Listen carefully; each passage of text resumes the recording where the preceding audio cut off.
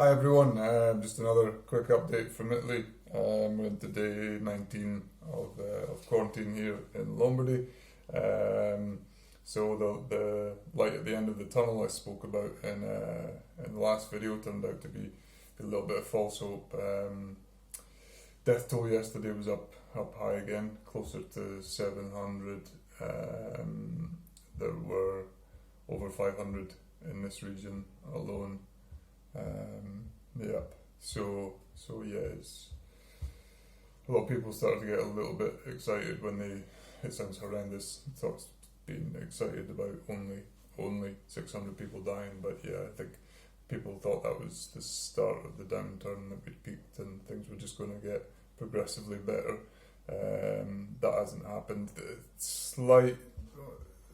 slightly positive news is that the number of cases registered is low, but that's kind of tempered by the fact that it's lowering. It's tempered by the fact that we know that those are only people who've been swabbed, and we don't have swab tests, so they're limiting those to people who are in critical condition. So yeah, when you talk about having only maybe 3,000, 4,000, 5,000, whatever the number is, I can't remember, new cases per day. I think we're about 5,000 per day now. It's underreported, probably vastly underreported, and I'm sure it's the same everywhere. But I spoke also in the last time about my cousins. So one cousin, he had a particularly rough time. They say that you can either have symptoms manifest in two ways, either more like a flu or more like pneumonia. His was certainly more like pneumonia. Apparently the most horrendous experience of his life. He is getting better though. So that's very happy about that. The other cousin's actually my other cousin's husband. Suspect he might have it now. So this is back in Scotland.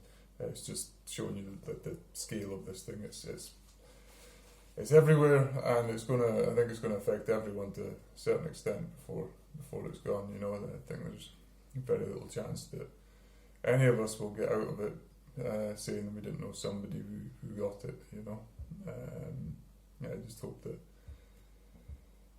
we can say that the people who did got it managed to pull through.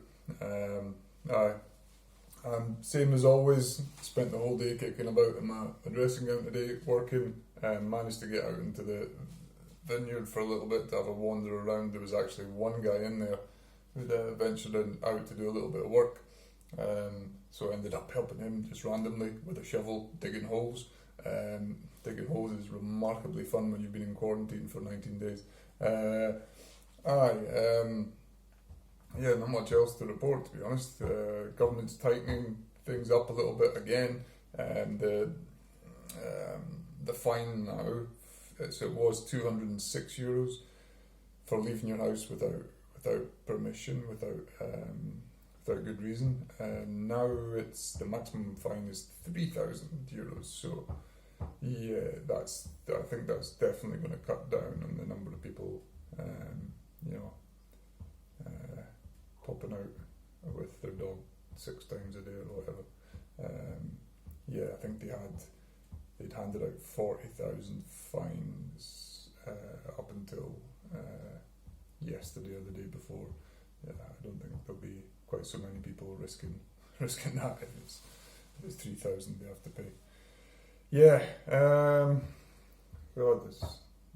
Really, I'm probably just regurgitating what you might have already read on the news. I have very little to tell you from here. I've literally been sitting working all day, managed to get in that little bit of time in the vines. I did wanted to say, I apologise if you've written a comment or a message to me on the below the previous videos. I greatly appreciate it, and apologise if I haven't replied.